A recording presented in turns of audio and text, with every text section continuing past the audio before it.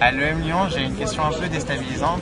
On m'a demandé ce que je pensais de la génération Y et ce que je pensais de l'adaptation donc de l'enseignement aux nouvelles générations et que faire avec les nouvelles technologies, comment les utiliser à des fins de management ou d'entrepreneuriat.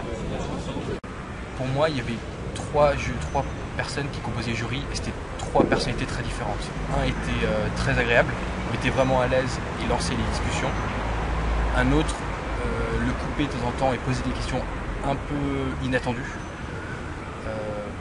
Mon projet était de faire de la stratégie. Il m'a demandé par exemple, est-ce que vous pourriez conseiller la France, conseiller la Grèce dans la crise, des choses comme ça. Donc c'est des questions très pratiques.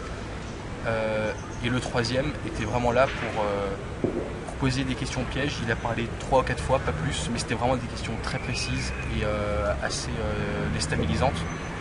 Mais dans l'ensemble, c'est vraiment très rassurant, c'est une vraie discussion. À l'EM, au contraire, ça s'est pas forcément bien passé. Donc c'est vrai que j'étais pas préparée à ça. J'ai eu un jury qui m'a vraiment attaqué dès mon entrée dans la salle.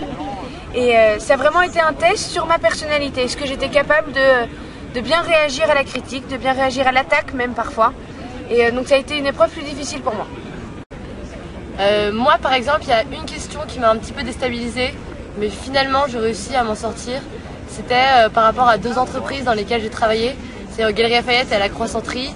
Et ils m'ont demandé d'avoir des idées pour améliorer, pour optimiser les chiffres d'affaires. Et c'était quelque chose à laquelle je m'étais absolument pas préparée. Et du coup, il a fallu à chaud répondre et trouver des idées.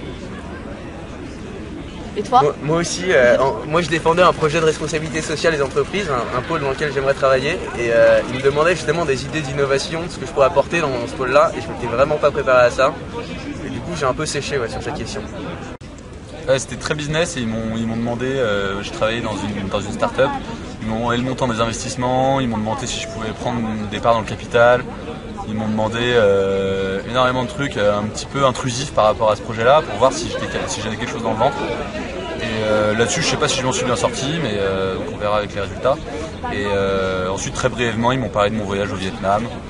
J'avais l'impression que l'essentiel était joué avant ça.